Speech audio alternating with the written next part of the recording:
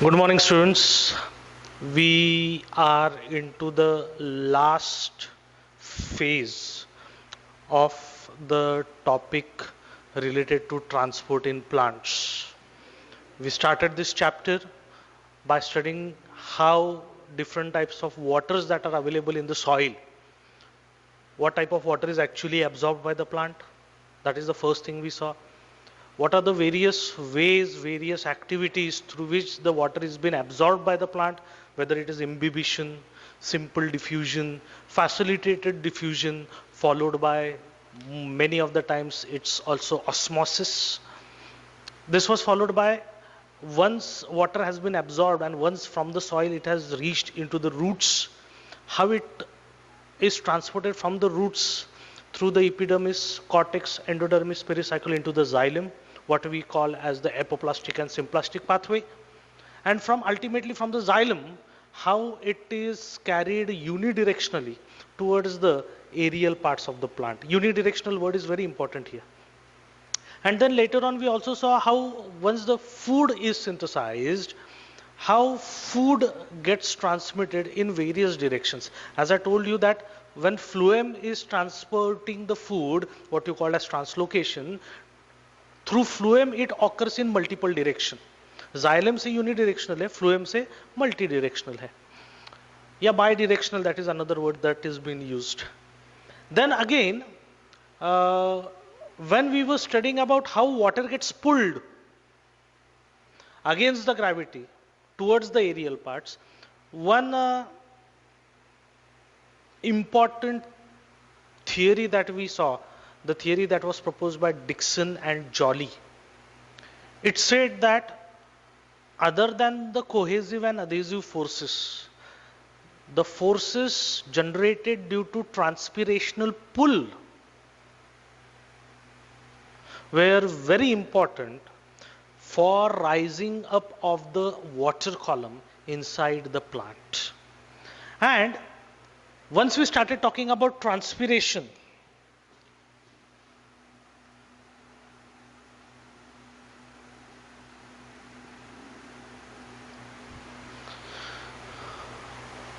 we also saw how in the plant transpiration can occur in 3 different ways. एक तो हमने एक बड़ा सरप्राइजिंग स्टेटमेंट ये पढ़ा, ये देखा हमने, ये बात किया हमने कि प्लांट टोटल जितना पानी एब्जॉर्ब करता है सॉइल में से अपने रूट में और अपने पूरे बॉडी में, out of the total water absorb by a plant 98% water is lost through transpiration. 98%. Think of this.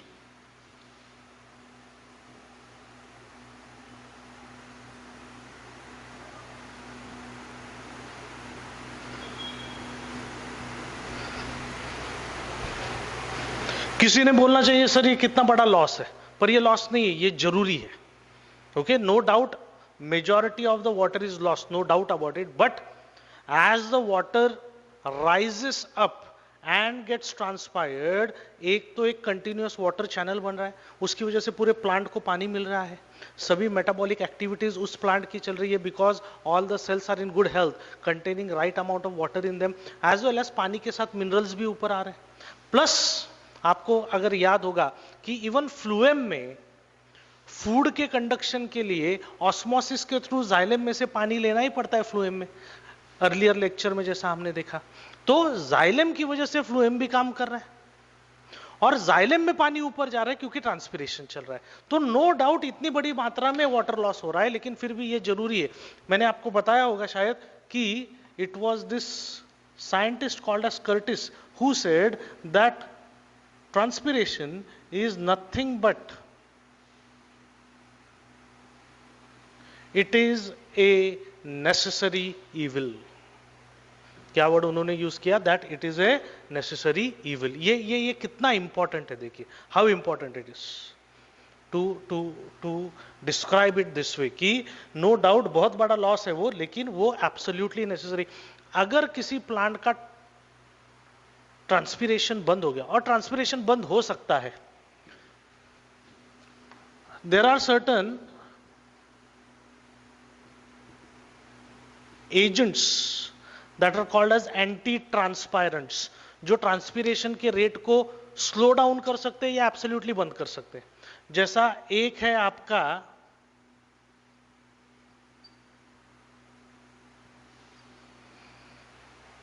Abscisic acid, ये एक हार्मोन है जो नेचुरली प्लांट में बनता है।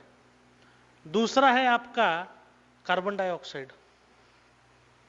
इनका कॉन्सेंट्रेशन अगर बढ़ गया तो लिटरली ट्रांसपिरेशन बंद हो जाता है। आगे देखना है, आज हमें बात करना है हाउ दीज टू वर्क।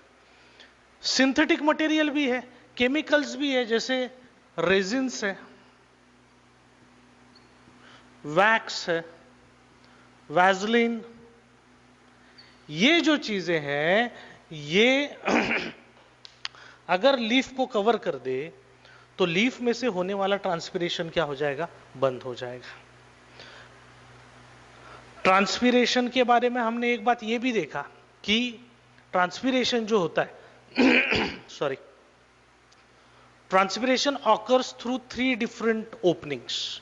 पहला हमने देखा लेंटिक्यूलर transpiration, when the transpiration is occurring through the lenticels, and lenticels are the pores that are present in the thicker regions of the plant, जैसा उसका बार्क रीजन होगा, फ्रूट का outer most covering होगा समझ रहे हैं। दूसरी बात हमने बात किया कि लेंटिक्यूलर ट्रांसपिरेशन के अलावा क्यूटिक्यूलर ट्रांसपिरेशन नाम का एक चीज रहता है।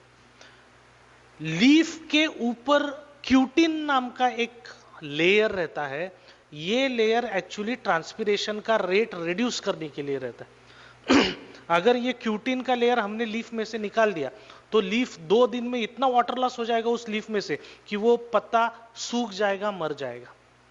फॉर्चुनेटली ऐसा होता नहीं है क्योंकि उसको क्यूटीन का लेयर रहता है, लेकिन इसका मतलब ऐसा नहीं कि क्यूटीन की वजह से 100% ट्रांसपिरेशन बंद हो गया है, वैसा नहीं है। थोड़ा बहुत ट्रांसपिरेशन चालू ही रहता है। हमने परसों लिखा था कि 8 to 10% of the total transpiration occurring in a plant,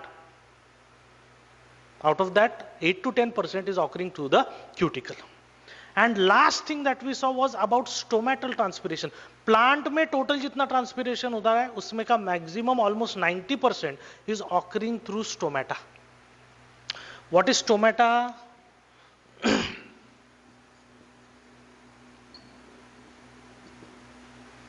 Stomata are the windows or the pores on the leaf surface. आपने ये नाम इससे पहले सुना है लोअर क्लासेस में। And as we know it, leaf का जो अपर रीजन रहता है, डॉर्सल रीजन रहता है, उसमें स्टोमेटा है, लेकिन as compare to dorsal region, ventral region में नंबर ऑफ स्टोमेटास कई ज्यादा है। Please keep that in mind. Okay, दूसरी बात, a stomata is basically made up of guard cell surrounded by accessory or subsidiary cell. Guard cell and accessory cells together मैं आपको draw करके दिखाता हूं यहां पे, लेकिन उससे पहले मुझे और एक इंफॉर्मेशन आपको देना है कि गार्ड सेल्स 2 प्रकार के हो सकते हैं।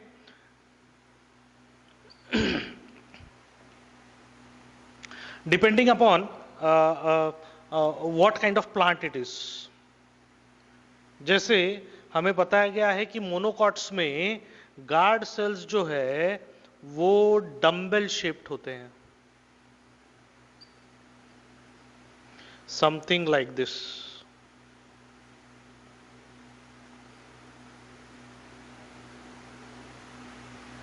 While in dicots they are kidney shaped, something like this.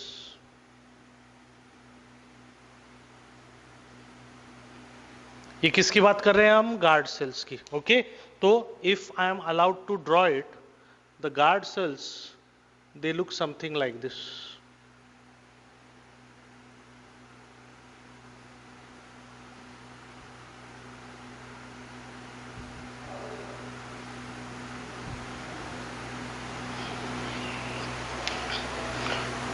and they are surrounded by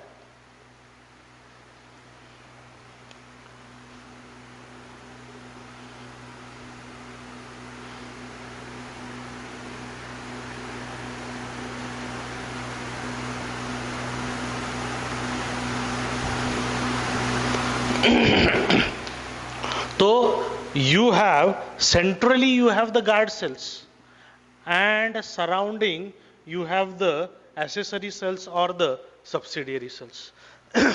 In maximum plants stomata का ये दोनों मिलके क्या बना रहे हैं, स्टोमेटा बना रहे हैं. स्टोमेटा का अरेंजमेंट ऐसा ही रहता है, गार्ड सेल्स, एसेसरी सेल्स. इसमें दो बातें हैं और स्टोमेटा के अंदर क्लोरोप्लास्ट है.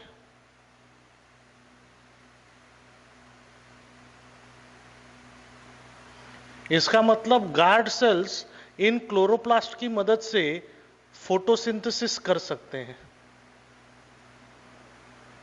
ध्यान में रखिए प्लीज, इसकी जरूरत पड़ने वाली है हमको इस इंफॉर्मेशन की. ओके, दो चीजें बतानी मुझे आपको यहां पे. पहली बात, क्योंकि ये एग्जाम में पूछा गया था इसलिए मुझे यहां पे मेंशन करना है, in maximum cases stomata contains guard cell and accessory cells और सब्सिडियरी सेल्स. ये बीच का सेंट्रल एरिया जो है, अभी देखिए मैंने किडनी शेप निकाले. किडनी शेप किसके पास रहते हैं, guard cells are kidney shaped in dicotyledonous plants. तो ये गार्ड सेल्स है और इनके इर्द गिर्द जो है वो एसेसरी सेल्स है. उन्हें कभी कभी सब्सिडियरी सेल्स भी कहते हैं. ये जनरल डिजाइन रहता है आपके स्टोमेटा का. लेकिन इसमें दो बातें. पहली बात ऐसी है कि not all the plants contain accessory cells और सब्सिडियरी सेल्स. कुछ प्लांट में, बहुत कम नंबर है उनका, लेकिन in some plants you can find the stomata made up of only guard cells. There are no accessory cells और नो सब्सिडियरी सेल्स. लेकिन like I want to stress on this कि ऐसे प्लांट्स की संख्या बहुत ही कम है, पर है कि सिर्फ गार्ड सेल्स है, एसेसरी सेल्स नहीं है. पहली बात हो गई है. दूसरी बात यह है कि क्लोरोप्लास्ट सिर्फ गार्ड सेल्स के पास है, एसेसरी या सब्सिडियरी सेल्स के पास क्लोरोप्लास्ट नहीं है. यह भी एक इंपॉर्टेंट बात है इसमें. Are you getting both of this points? Okay, ये हमारा इन जनरल स्टोमेटा. अभी ये बीच वाला चीज जो है ये एक्चुअली अभी बहुत छोटा दिख रहा है. ये है आपका स्टोमेटल ओपनिंग या stomatal pore.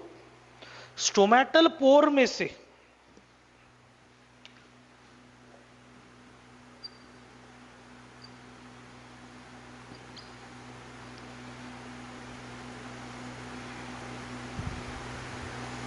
If this is the stomatal pore, stomatal pore की खासियत यह है कि इस स्टोमेटल पोर में से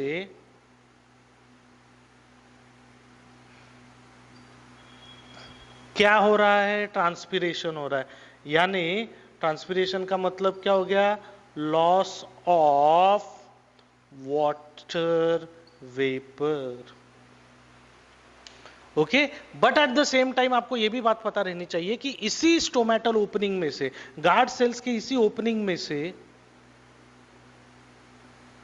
कुछ चीजें अंदर जा रही है. क्या अंदर जा रहा है,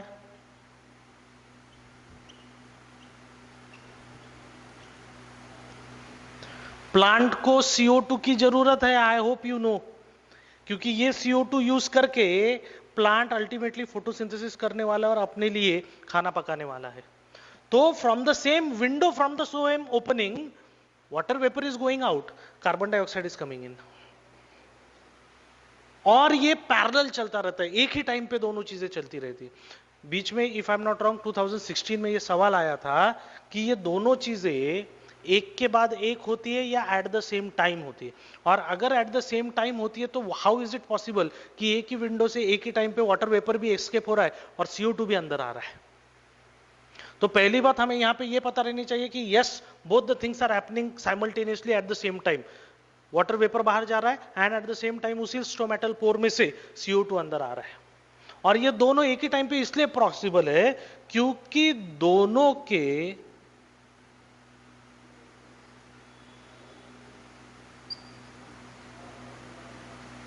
ये लिख के रखिए कहीं तो भी,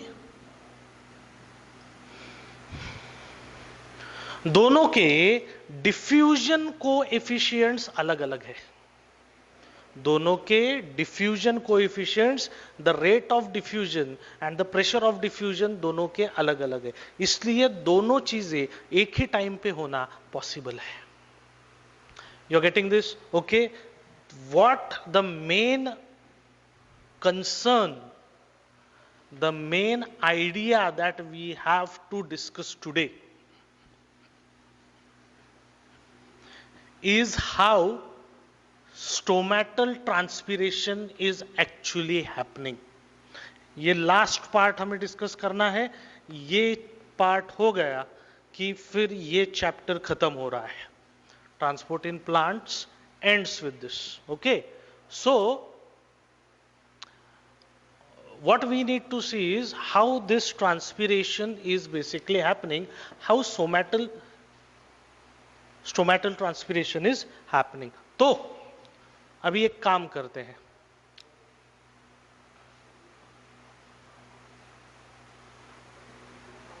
let me tell you how it happens. The theory related to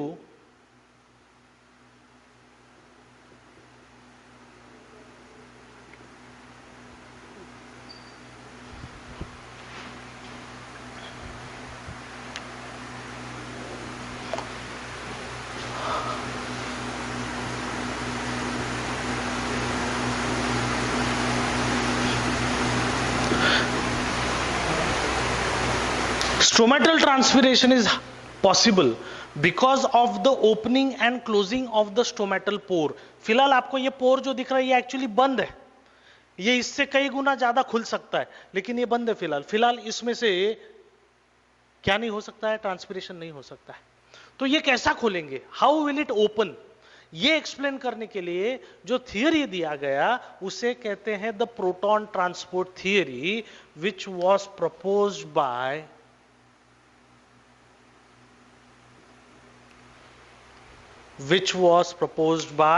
Leavitt.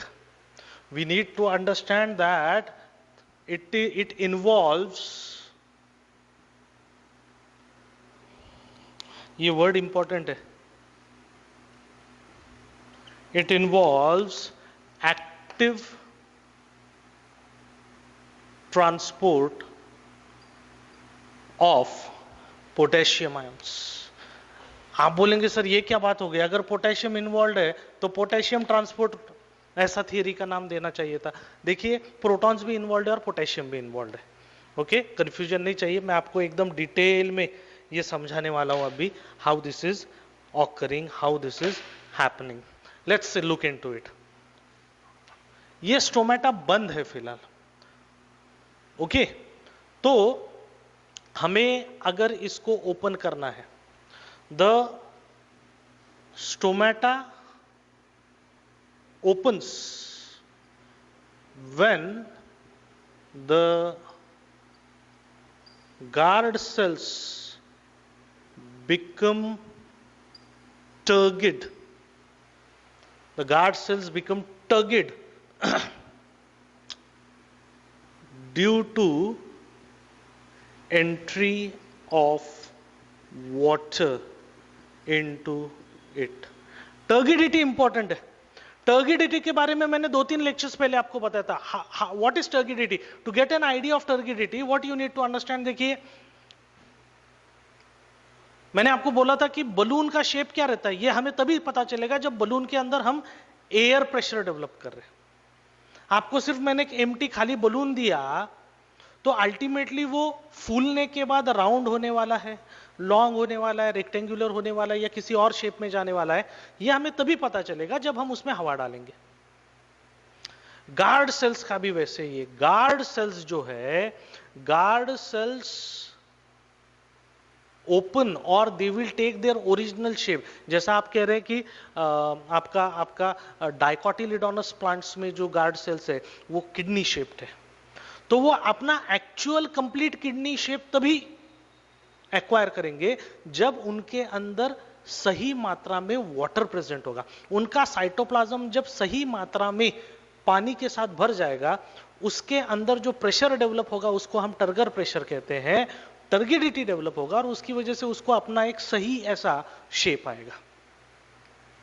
Okay ये देखिए मैं आपको बताता हूं अभी ये कैसे होने वाला है. You need to understand that the first thing that happens here is during the day time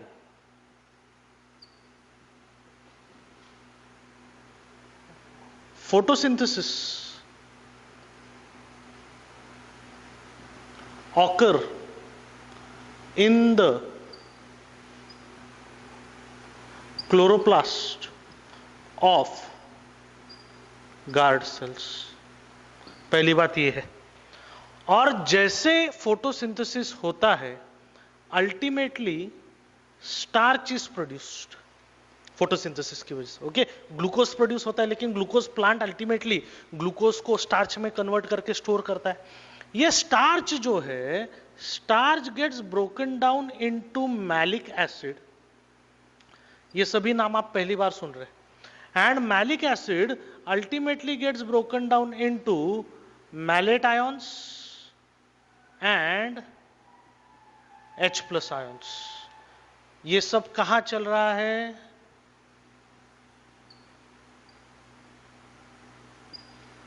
photosynthesis guard cells में हुआ है. नेचुरली स्टार्च भी वही बनेगा और उसका breakdown into malate ions and H plus ions वो भी कहां पे होगा? गार्ड सेल्स में. तो गार्ड सेल्स में क्या हो रहा है? बहुत बड़ी मात्रा में H प्लस आयंस यानी आपके प्रोटॉन्स एक्यूमुलेट हो रहे हैं.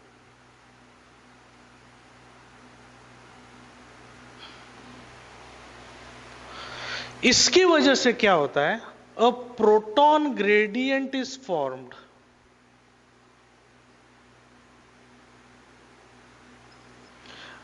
Between the guard cells and accessory cells. एक तो आई होप यू अंडरस्टैंड जब प्रोटॉन्स की संख्या बढ़ जाएगी गार्ड सेल्स के अंदर वहां का पीएच डिस्टर्ब होने लगेगा. समझ गए आप? ओके और वो एसिडिक होने लगेगा which is again dangerous for the guard cells. इसलिए ultimately what is been done, the H plus are transported out of the guard cells. तो इन्हें अभी हम बाहर की तरफ भेज रहे हैं.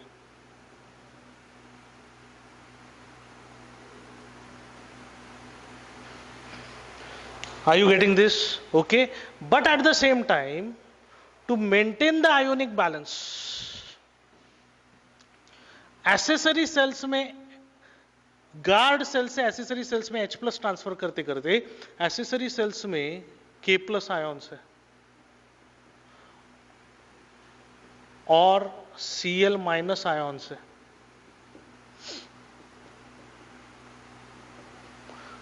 They are being transported inside.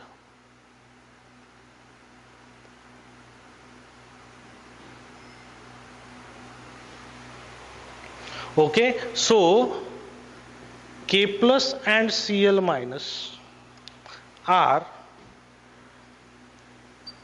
transported in the guard cells. अभी इस ट्रांसपोर्टेशन की वजह से H प्लस बाहर चले गए, K प्लस और Cl माइनस अंदर आ गए. इनकी वजह से ऑस्मोटिक पोटेंशियल डेवलप्स. किसमें? हम गार्ड सेल्स की बात कर रहे हैं. Because of which water moves inside them. आजू बाजू के सेल्स में से पानी जो है ये गार्ड सेल्स की तरफ खींचा चला जाएगा. गार्ड सेल्स पानी से फूल जाएंगे, भर जाएंगे. जैसे जैसे अंदर पानी जाएगा वैसे वैसे गार्ड सेल्स के अंदर टर्गर प्रेशर डेवलप होगा. साइटोप्लाज्म बढ़ रहा है ना, तो साइटोप्लाज्म धीरे धीरे धीरे सेल वॉल की तरफ क्या कर रहा है? प्रेशर डाल रहा है सेल वॉल पे. जैसा आप जब हवा भर रहे हैं बलून के अंदर, तो अंदर जाने वाला हवा, एयर जो है, ये धीरे धीरे बलून का जो वॉल है उस पे धीरे धीरे प्रेशर डालता है, एयर प्रेशर डालता है. लेकिन इसका फायदा क्या होता है? बलून अपने ओरिजिनल शेप पे आता है. तो यहां पे जैसे as water moves inside them यानी गार्ड सेल्स की बात कर रहे हैं हम। उसकी वजह से क्या होता है, आपके गार्ड सेल्स जो है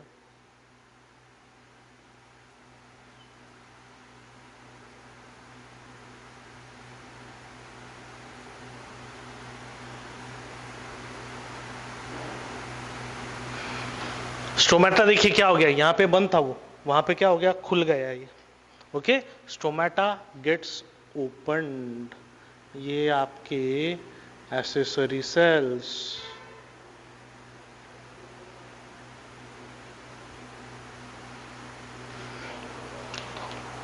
ठीक है, so we are having two diagrams here, one showing the closed stomatal aperture, stomata closed है एक में, और यहां पे हमें दिख रहा है कि यहां पे गार्ड सेल्स का स्टोमेटा जो है, स्टोमेटल पोर जो है, स्टोमेटल अपर्चर जो है वो ओपन हो गया है। समझ रहे हैं आप? ओके, वो क्यों ओपन हो गया है? जब वो ओपन है तब परिस्थिति कैसी है? परिस्थिति ऐसी है कि अंदर K+ है, अंदर Cl- है। सही है, ये अंदर चले गए तो। और बाहर की तरफ कौन रुका हुआ है? बाहर है आपके H+।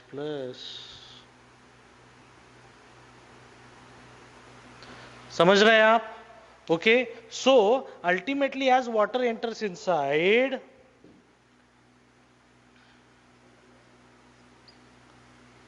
turgor pressure develops in the guard cells,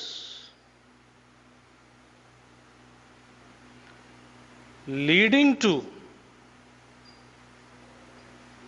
opening of the stomatal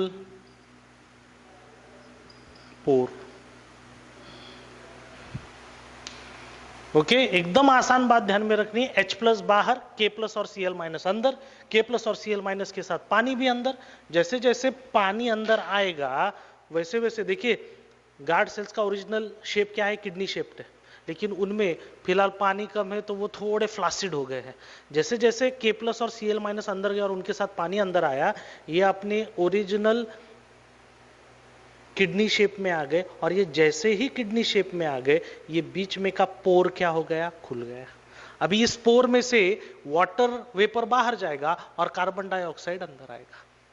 water vapour बाहर चला गया, ट्रांसपिरेशन पूरा हो गया, स्टोमेटल ट्रांसपिरेशन, CO2 अंदर आ गया, फोटोसिंथेसिस चालू हो गया। देखिए एक विंडो खुल गया तो मल्टीपल काम शुरू हो गए। समझ रहे आप? ओके, तो ये ओपनिंग कैसे होगा स्टोमेटा का, ये बता रहा हूं मैं। यहां तो स्टोमेटा बंद दिख रहा है, लेकिन ये सब चीजें होने के बाद अल्टीमेटली स्टोमेटा क्या हो जाएगा, ओपन हो जाएगा। ओके, लेकिन एक बार दिन भर में टेम्परेचर हाई जाके फिर से लो हो गया, दिन भर में फोटोसिंथेसिस भी हो गया, तो इवनिंग में आपको वाटर लॉस रोकने के लिए स्टोमेटा बंद भी करना पड़ेगा। स्टोमेटा बंद कैसे करेंगे अभी?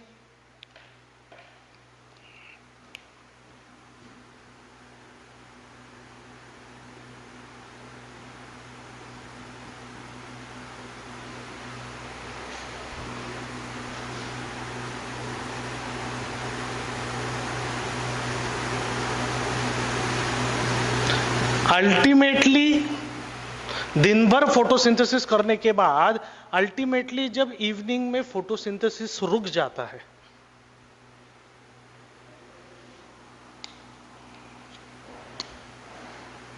नया प्लेयर आ गया, देखिए new player is there now, CO2 gets accumulated in the, दिन भर कैसे था, CO2 अंदर जा रहा था और वो CO2 को गार्ड सेल्स और उनके क्लोरोप्लास्ट यूज कर लेते थे, क्योंकि CO2 + H2O gives C6H12O6 यानी फोटोसिंथेसिस। दिन भर फोटोसिंथेसिस चल रहा था तो वो CO2 यूज हो रहा था। अभी क्या हो गया, जब फोटोसिंथेसिस बंद हो गया है, जो CO2 एक्यूमुलेटेड है या मेटाबॉलिज्म से जो CO2 बन रहा है, वो वैसे ही धीरे धीरे धीरे धीरे गार्ड सेल्स के अंदर क्या होते जा रहा है, वो एक्यूमुलेट होते जा रहा है। वो एक्यूमुलेट होते जा रहा है। इसकी वजह से ये अच्छी बात नहीं है।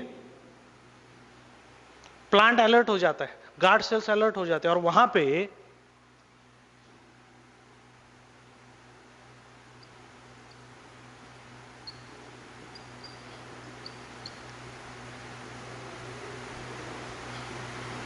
This causes the release of abscisic acid. Okay, और ये एब्सिसिक एसिड क्या करता है, it starts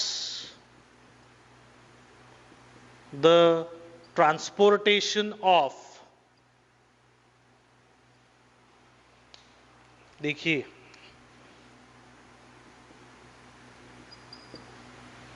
it starts the transportation of K plus and Cl minus out of the guard cells। देखिए ना, K plus और Cl minus अंदर है, उन्हें अभी बाहर भेजना शुरू हो जाएगा।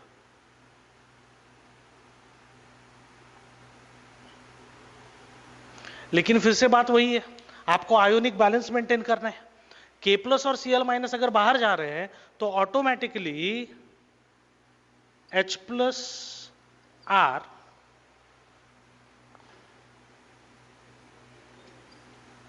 Transported in the guard sales. बाहर की तरफ जो H प्लस थे वो कहां आ जाएंगे आपके, और इसकी वजह से जो ऑस्मोटिक पोटेंशियल डेवलप होगा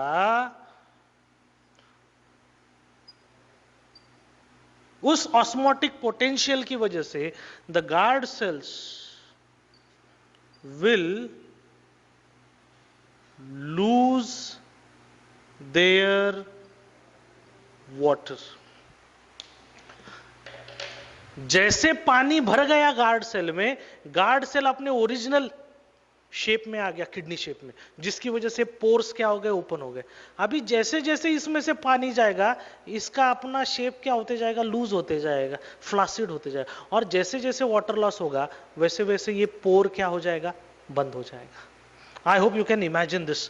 okay, so the guard cells will lose their water and this will lead to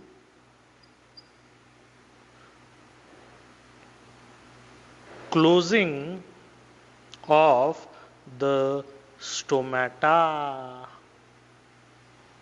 This will lead to the closing of the stomata. ये प्लीज ध्यान में रखिए। मैं तो कहूंगा आपने ये वीडियो यहीं पे स्टॉप करना चाहिए, पॉज कीजिए उसको और ये सब ड्रॉ कीजिए और लिख लीजिए, क्योंकि let me tell you, textbook में इतना डिटेल में नहीं दिया हुआ, लेकिन सवाल जरूर आने वाले इतने डिटेल में। Okay, so you should have all this information with you, not just this, पर इससे पहले भी जो थोड़ा मैंने एंटी ट्रांसपेरेंट्स और CO2 और वाटर वेपर एक ही टाइम पे जो डिफ्यूजन कोएफिशिएंट अलग अलग है, इसकी वजह से जो एक ही टाइम पे एक ही विंडो से उनका जो अपोजिट डायरेक्शन में ट्रांसपोर्टेशन हो रहा है, ये सब बातें जितनी भी आज मैंने बताई, you should have with you in the form of running notes. Okay, मैं आपका ज्यादा टाइम नहीं लेने वाला हूं, मैं यही रुकता हूं। आप वीडियो को पॉज कर लीजिए, डायग्राम्स और थियरी पार्ट ये दोनों अपने पास रहने दीजिए। It's a very important part. Expect at least one question related to this, at least one question. NEET में एटलीस्ट एक तो सवाल स्टोमेटा से रिलेटेड आता ही है, समझ रहे हैं आप? Okay, so I am not going to waste your time. I am going to stop here and I am going to tell you that this chapter is over. Transport in plants is over. Next lecture we will start with mineral nutrition. Thank you very much.